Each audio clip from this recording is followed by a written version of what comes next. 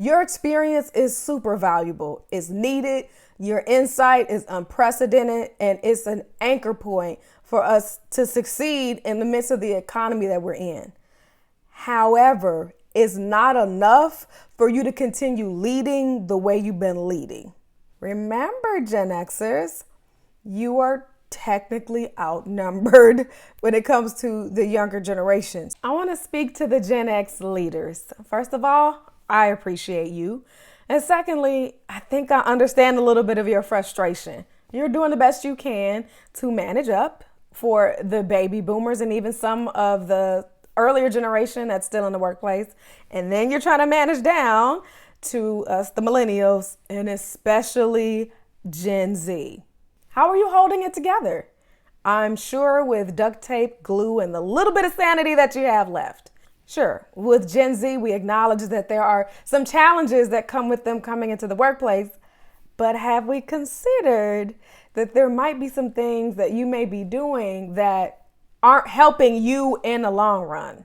Today, I'm breaking down the 5 biggest mistakes that Gen Xers are making with Gen Z and what you can do to bridge the gap and restore your influence. Welcome back to the Upwardly Paved Path, where I teach ambitious professionals how to rise, lead, and thrive without losing themselves in the process. My name is Davina Ware, and I am your leadership and talent strategist.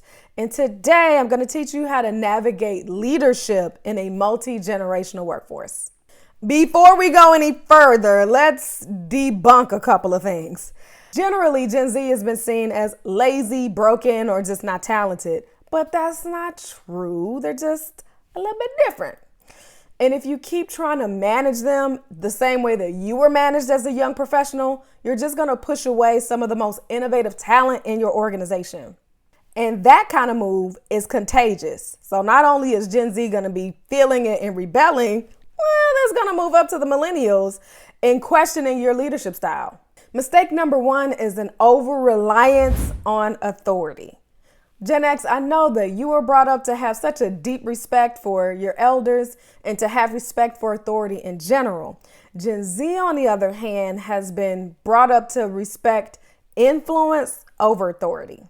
If you lean too hard on because I said so, then you'll lose trust with them really quickly. And if I could be honest, you'll lose trust with millennials really quickly as well. You should instead focus on collaboration and the why behind decisions. I know that might feel like you're giving up authority, but it's not. It's working smarter instead of working harder and not creating tension that doesn't need to be.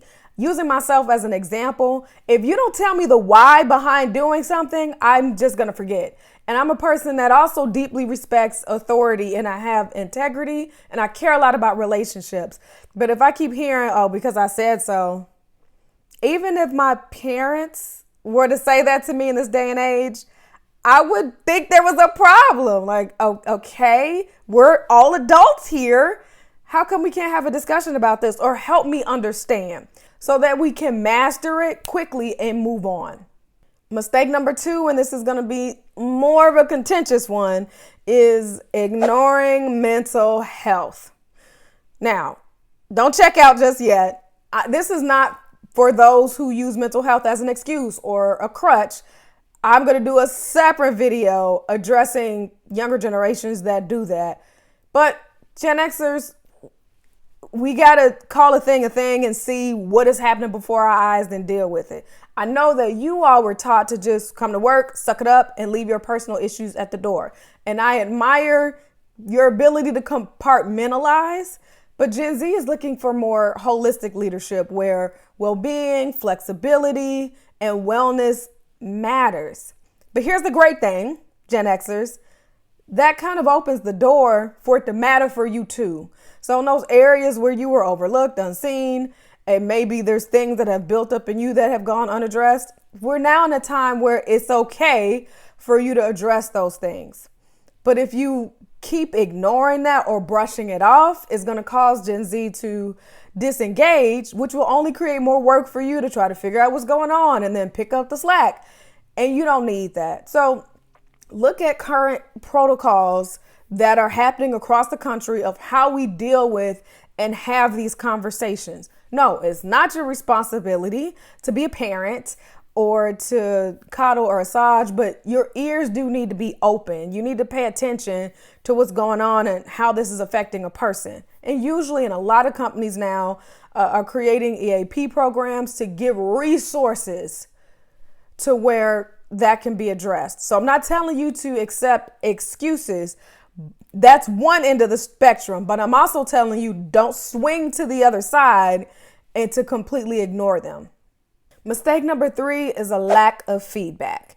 Gen X, you all were used to it happening once a year. You do your reviews, you get your feedback, and then you try to fix it or expand upon what you were doing well for that year.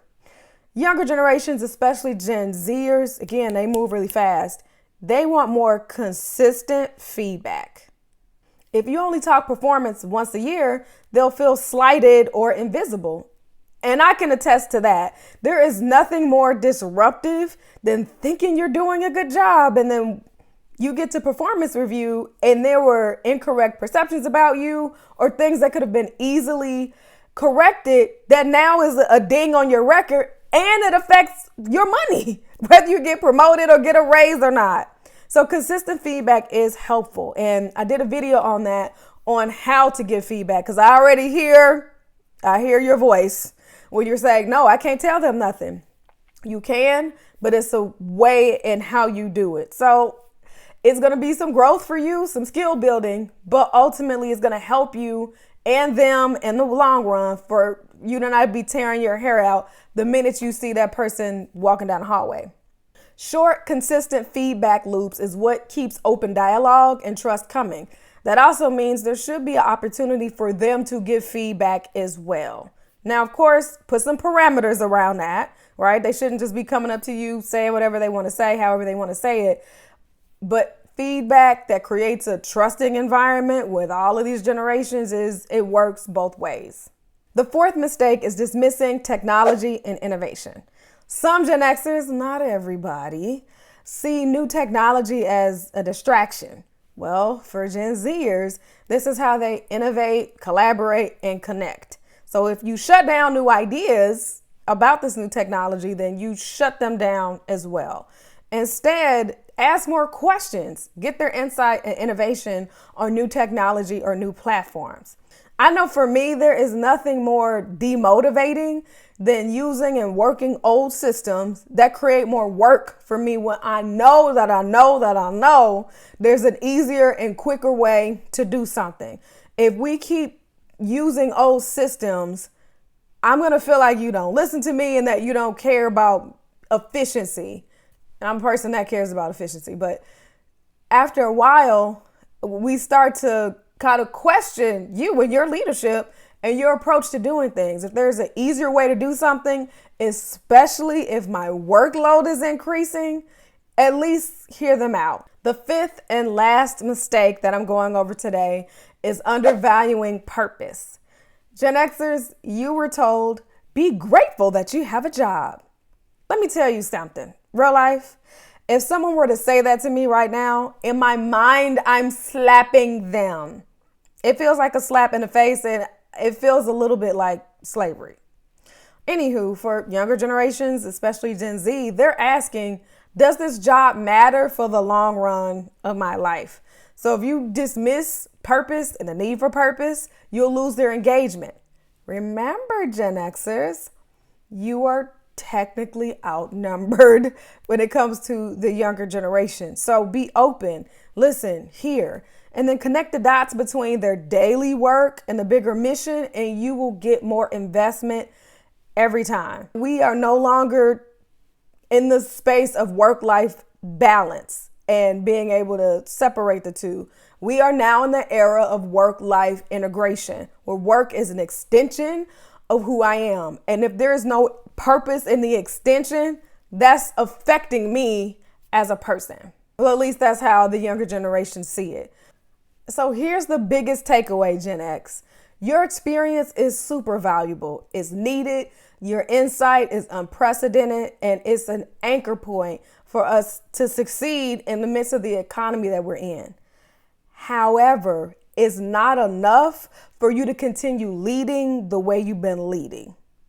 So if you want to be more effective and to release the frustrations, then you've got to start leading younger generations, especially Gen Zers, with feedback, collaboration, empathy, and purpose. When you make that shift, you don't just manage Gen Z, you inspire and you influence them, which takes a lot of pressure off of your back. Which of these mistakes have you made or you've seen? Drop it in the comments and let me know which one of them that you are going to start correcting first. And if you like this video, make sure you hit that like button, subscribe to my channel, and share it with people who you know are in this space or needed to hear this word. And I think you'll like this next video, learning about how and why Gen Z is struggling in the workplace.